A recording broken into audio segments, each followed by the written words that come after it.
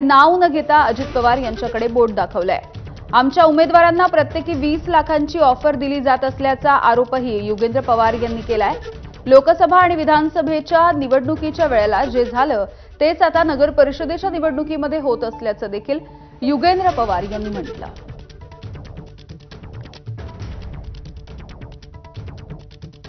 8 पैकी साधारण 4 उमेदवार म्हणजे 4 सीटवर आमचे उमेदवार होते आणि एकेकाला त्यांनी 20 लाख रुपये तिथं असे दिलेत अशी चर्चा लोकांमध्ये आहे। गरीबाला किंवा सामान्य माणसाला दुसऱ्या गरीबाचं किंवा सामान्य माणसाचं दुःख तिथं कळत असतं आणि त्याच्यामुळे आपण उच्च शिक्षित तरुण स्वच्छ प्रतिमा असलेले असे आपण सामान्य कुटुंबातले उमेदवार तिथं दिलेत।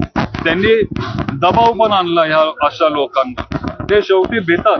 आमच्या पुढे खूप मोठी शक्ती आहे। आज त्यांच्याकडे सत्ता आहे, त्यांच्याकडे पैसे आहेत, संस्था आहेत मोठे मोठे, हे सगळे तिथं काम पण करत असतात। त्यांच्यावर जर दबाव आणला जात असेल, त्यांच्यावर जर अशा गोष्टी जर केले जात असतील तर मग 1-2-3 लोक सोडून जाणं हे साहजिक आहे। त्याच्यामुळे मी पण त्यांना जबाबदार धरत नाही। म्हणजे आमच्या उमेदवारांना शेवटी लहान माणसाला भीती वाटते, जो सामान्य घरातला असतो तो तिथं घाबरून जातो। हसन मुश्रीफ आणि समरजित घाटगे हे दोन नेते